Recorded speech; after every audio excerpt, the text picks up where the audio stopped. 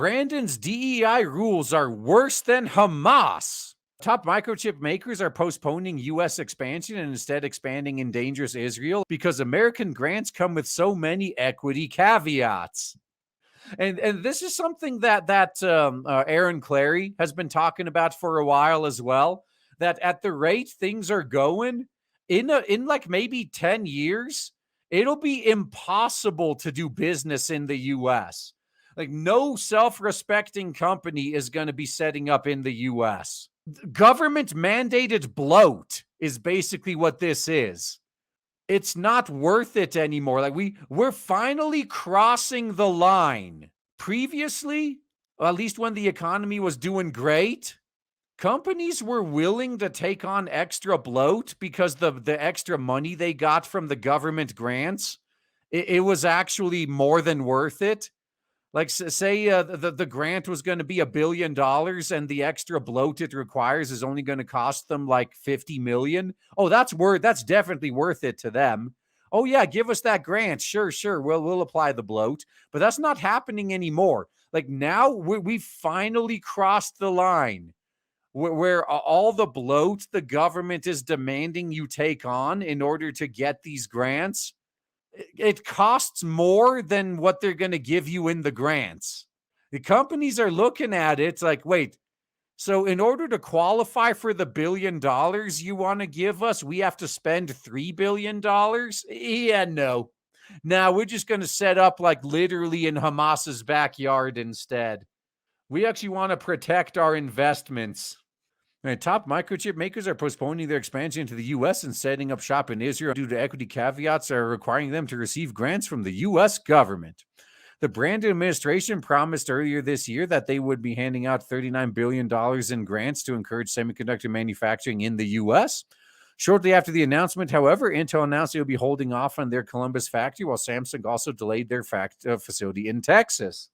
Now, just in general, DEI aside, a lot of these companies also remember that, so Orange Man, he was doing a really good job convincing businesses to set up in the U.S. again or come back to the U.S. if they'd previously left.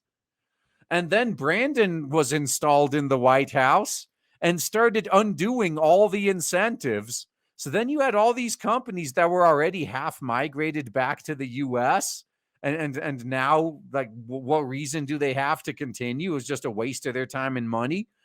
Yeah, I'd be very wary too. Despite billions in subsidies, two experts believe the tech company's decision to back out of building manufacturing facilities in the U.S. stems from the diversity, equity, and inclusion policy.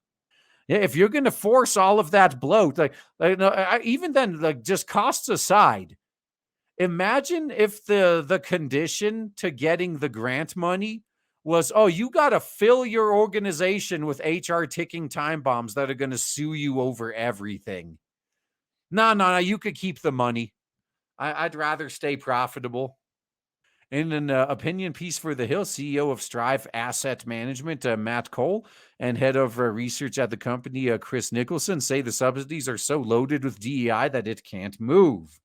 And even if they temporarily remove them, they're just going to add them back in later. So you got to be really careful.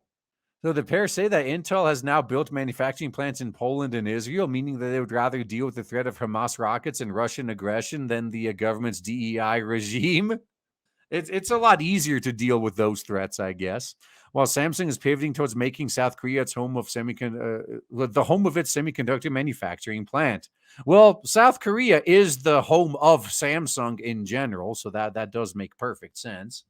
The Taiwan Semiconductor Manufacturing Company has also pushed back production of a second facility in Arizona. The subsidies are paid for by the Chips and Science Act, a $280 billion bill to fund domestic semiconductor chip manufacturing and boost competitiveness with China. The package includes $52 billion in funding for U.S. companies to produce computer chips, as well as 25% tax credit for companies who invest in the market. Yeah, but those come with conditions, though, don't they? Still going to be losing money, man.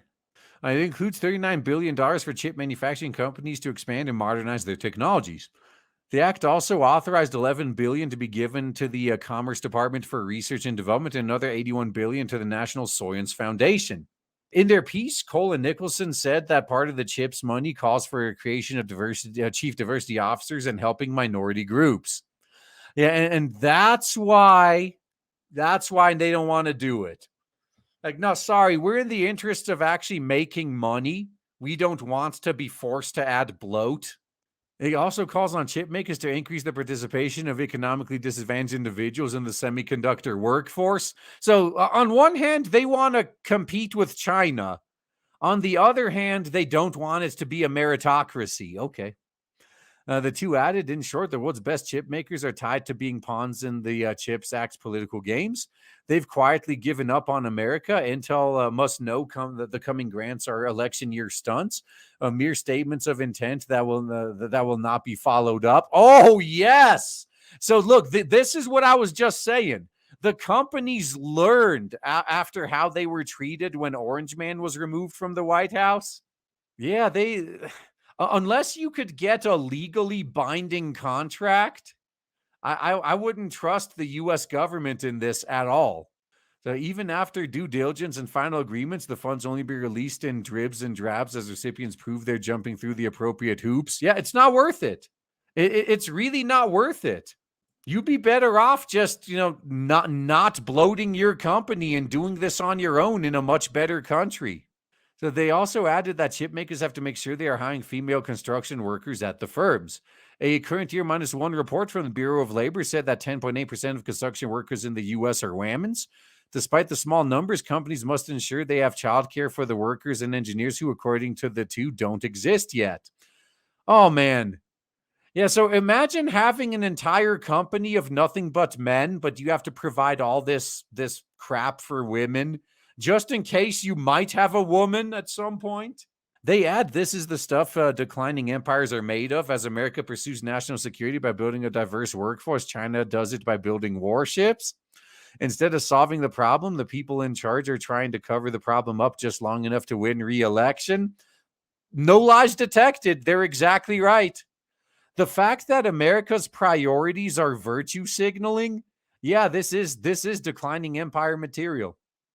Don't be fooled by the Brand administration's upcoming weekend at Bernie's Act. The CHIPS Act is dead. So what's the next step? Are they going to start threatening these manufacturers? I actually don't believe they can in this point, though, now that I really think about it. So here's the problem they're going to have if they tried that. So let's say all these chip manufacturers pretty much completely leave the U.S., like they move all manufacturing out of the U.S., and then the U.S. tries to threaten them and say, oh, you're not allowed to sell your chips in the U.S. Unless you have a factory in the U.S. producing them. You know what their response is going to be? Like, oh, that's fine. I mean, we're just going to sell our best material to China then, and they're gonna pay us more than you are, and you're gonna by default lose the AI race. You're gonna lose the electronics race because all of our best stuff is going to be bought up by your primary competitor.